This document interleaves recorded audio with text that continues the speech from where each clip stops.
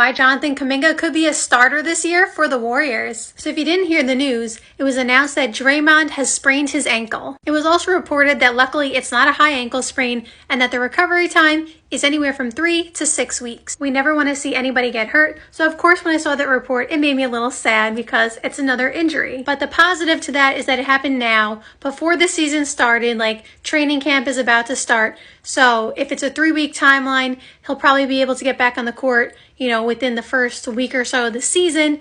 And even if it's not, like, he won't be out too long within the season. And we know that the Warriors are playing it for the long run. Like, this is not, it's a marathon, not a sprint. They are trying to win a championship this year and recapture, their championship aspirations. They want to win their 5th ring. So therefore, like, they're probably, in my opinion, unless Draymond's like ready to go within 3 weeks, we don't know. But like, if it's like he could be out a little longer, I think they will be cautious just because they want him to be healthy for the playoffs, for the NBA finals that they want to get to. So with all that being said, we may see Jonathan Kuminga as a starter for the Warriors. With Draymond's absence, they are clearly lacking a power forward, and we know Jonathan Kuminga can easily fit that position. Now, they could go another route and start Chris Paul and have it be Chris Paul, Steph, Clay, Wiggins, and Looney.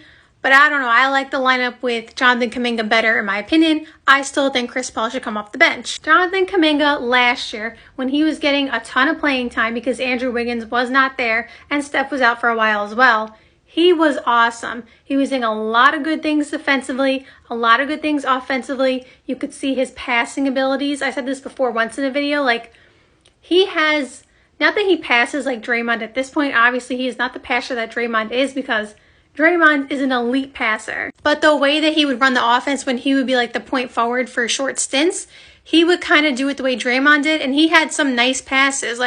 He does have good court vision, so I see him in the future being able to handle the ball a bit more and not necessarily be the point guard for the team, and not necessarily, you know what I mean, but I could see him having more of that role at some point in his career. But we could see Kuminga with the starters because Draymond is not there, so they need someone to fill that role, and Jonathan Kuminga is looking for a big opportunity. This is his time to shine. Being in the starting lineup means that he will not be the first option, of course, because that is Steph Curry. But now he will definitely get more playing time, assuming that Draymond is out, and now he will have a chance to get more shots potentially. He'll have more defensive assignments because Draymond is their best defender, or, however you want to look at it. Draymond's their best defender. Some people might say Wiggins, but it's still Draymond. And Looney is a great defender too. Don't sleep on Looney. But the point is, Draymond is their best defender. So now Jonathan Kuminga can showcase that he can be a starter in this league. And just like he took advantage of the opportunity last year when he got a lot of playing time, I see him taking advantage of this opportunity again. And this may be really beneficial to the Warriors in the long run. I know it's been a while, but Jordan Poole, if you guys remember, he started to shine and showcase his talents, not the 2022, the championship year, but the year before, after the G League ended, he came to play with the Warriors.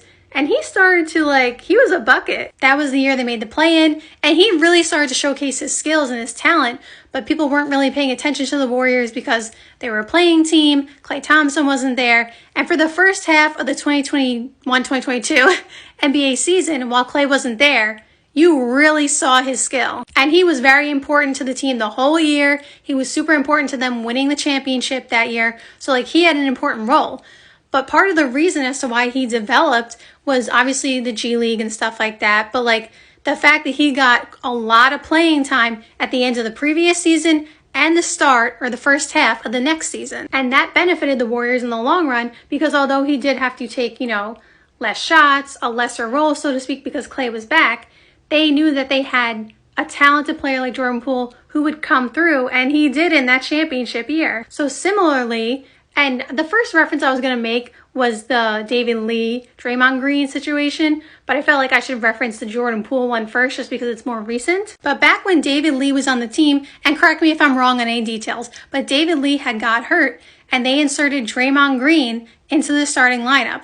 And Draymond Green obviously showcased that he should be a starter, that he fits really well with Steph and Klay, and he was just making things happen and they were winning games. And we can't ever say for sure. It's not like if David Lee didn't get hurt, that Draymond 100% would have never been inserted to the starting lineup because Draymond clearly works really hard. So like they may have eventually inserted him just because he would showcase, his heart, his energy, his effort in practices. But we know that this at least sped up the process. And it really gave the coaching staff an opportunity to see Draymond as a starter. Again, correct me if I'm wrong on any of these details, but I'm pretty sure that's exactly how it went.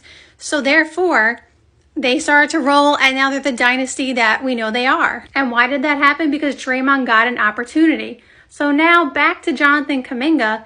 This may be his Draymond Green, David Lee situation. Jordan Poole, Klay Thompson situation. Jonathan Kuminga, if you watch this page, you know I am high on him.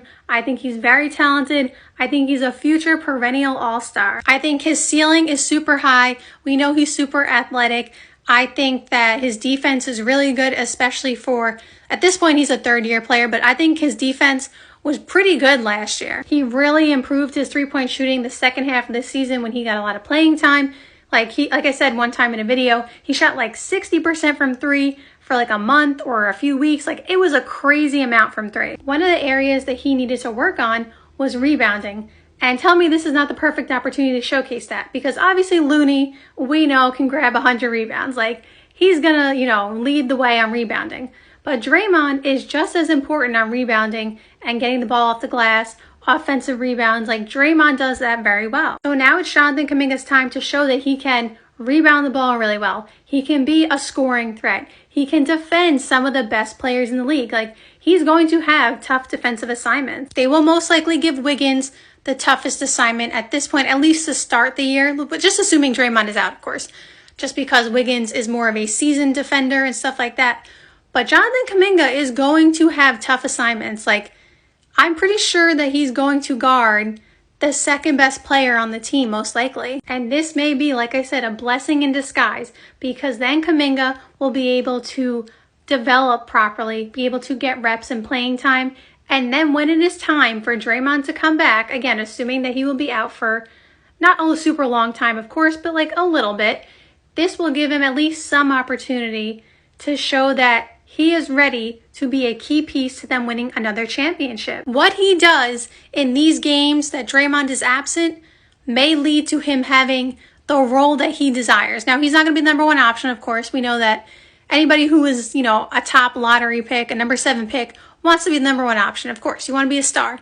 But like, obviously he knows that Steph Curry is the number one option, and that's not changing anytime soon. And I don't think I think he understands that. But he can definitely increase his, inclusion in the offense. If he does good things in this time period, he could definitely get the role that he at least thinks he deserves as a third-year player, or at least that he thinks he should be getting more playing time. Like, he can get all those things, in my opinion, if he does the things that the coaching staff sees as valuable. And again, Jonathan Kuminga seems like someone who works really hard, who wants to be really good at the game. He seems to be putting in work in the offseason. I don't know, but I've seen some videos and it looks like he's putting in work. So I think he is hungry and ready. And when you have a player who is hungry to get playing time, to be good, you know that they leave it all out there and they're going to give you a lot of effort. This could also help them win more games while Draymond is out, and just win more games in general, because they did lose Jordan Poole, who was their second leading scorer last year, or their third leading scorer. Like, Jordan Poole obviously helped them a lot. Yes, he had an up and down season, but when Steph was out and Wiggins was out, him and Klay Thompson went crazy in terms of scoring. Looney did his thing, of course, and stuff like that, and other players helped. Like I said, Kuminga had his good moments as well. But Jordan Poole and Klay Thompson were going crazy in terms of scoring. So it's not that Jonathan Kuminga is going to average 20 points per game, but he can be an offensive threat. He can get, honestly, he could average double digits, in my opinion. If he gets the proper playing time and he ends up fitting into the system and just figuring out his role and doing good things, he could easily average double digits. Like, he could get 4 lobs a game, honestly, and that's 8 points right there. So yes, it is very unfortunate that Draymond got hurt. I obviously, wish him well, and I hope he gets well soon. But again, we could always look at the positive side, and this may be a blessing in disguise in some way for the Warriors, for the future, for Jonathan Kuminga, and this season. Like, this may be the key piece that helps them go to the finals, Jonathan Kuminga's development in those games that Draymond is absent. You never know, little things help.